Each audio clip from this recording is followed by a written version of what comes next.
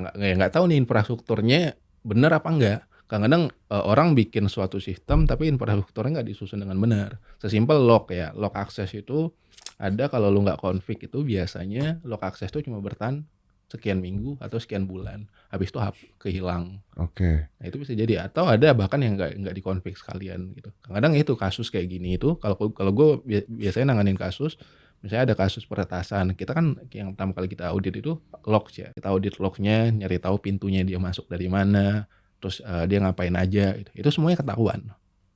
Nah itu kalau infrastrukturnya disusun dengan sangat baik.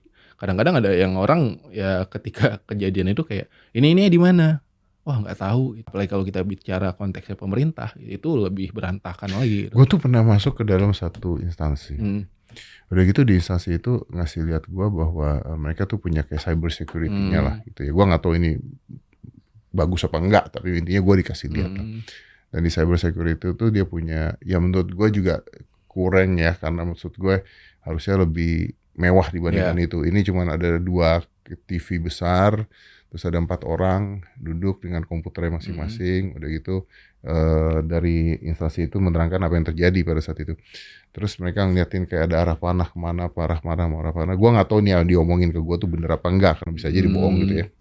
Cuman di saat itu gue kaget karena yang diomongin sama mereka itu adalah, nah ini mas kayak begini mas, ini serangan dari Jogja. Serangan dari Jogja ada berapa puluh masuk di jam segini. Ini serangan dari Solo nih, ada masuk berapa puluh orang nyerang kita di sini. Ini serangan dari Jakarta, ini serangan dari mana? Itu bener nggak sih begitu? Atau gue dibohongin tuh? Ya yang kayak gitu tuh kayak rata-rata hampir di semua lembaga udah punya kayak gitu dong. Komen centernya pasti manjang gitu tuh. Ya, buat keren-kerenan. Sebenarnya itu nggak ada apa-apanya karena serangan. Bajingan. Jadi itu nggak ada apa-apanya. Karena serangan lu punya website aja nih di internet, itu udah pasti ada yang attack gitu.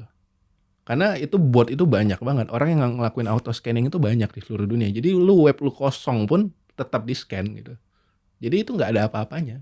Kalau lu nampilin visualisasi itu ya itu udah pasti seluruhnya ngalamin gitu. Kecuali yang lu tampilkan, oh ini ada serangan nih, tapi serangannya dampaknya apa gitu. Itu lebih better. Tapi kan kalau untuk yang kayak gitu ya udah keren-kerenan ada, wih serangan ini, ya visual untuk kepentingan visual aja ujung.